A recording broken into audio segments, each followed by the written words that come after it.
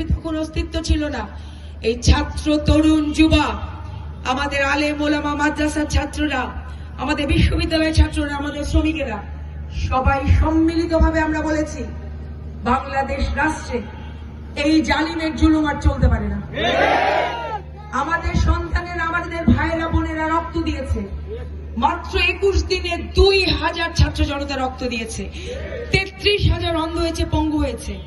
বাংলাদেশের ইতিহাসে না, পৃথিবীর ইতিহাসে যুদ্ধ অবস্থায় ছাড়া এই রকমের হত্যাযজ্ঞ ঘটে নাই। শেখ হাসিনা যে হত্যাযজ্ঞ করেছে মাত্র 21 দিনে, শুধু বাংলাদেশ না, পৃথিবীর ইতিহাসে যুদ্ধ অবস্থা ছাড়া এটা বিরল। শুধুমাত্র দেশে দেশে যুদ্ধ লাগলে এই ঘটনা ঘটে। আর বাংলাদেশে কি হলো? এই বাংলাদেশ রাষ্ট্র, দেশ, নিজের দেশ, নিজের মানুষকে গুলি করে করে পাখির মতো মেরে ফেলছে।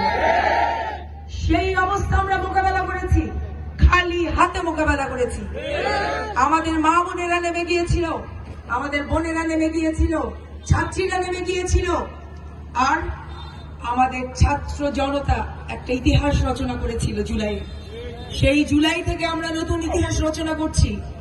এই নতুন ইতিহাস রচনার অংশ হিসেবেই এইবারের নির্বাচনে ইতিহাস রচিত হবে। হবে কিনা? এইবার ইতিহাসে অনেক ইতিহাস রচনা হচ্ছে এই 1 বছরে।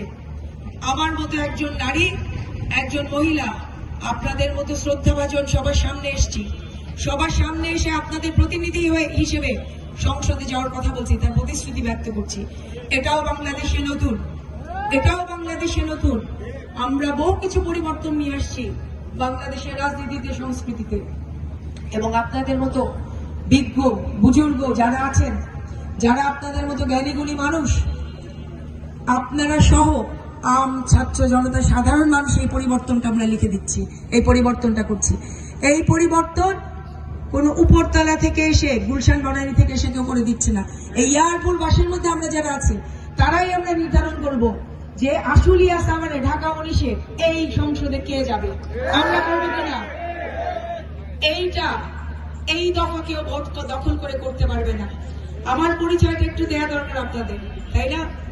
আমার নাম দিলশানা পারুল। এর মধ্যে আমার লিফলেট আপনারা যারা পেয়েছেন, তার পিছনে আপনারা পড়েছেন যে আমি কে। তারপর আবার করে বলি,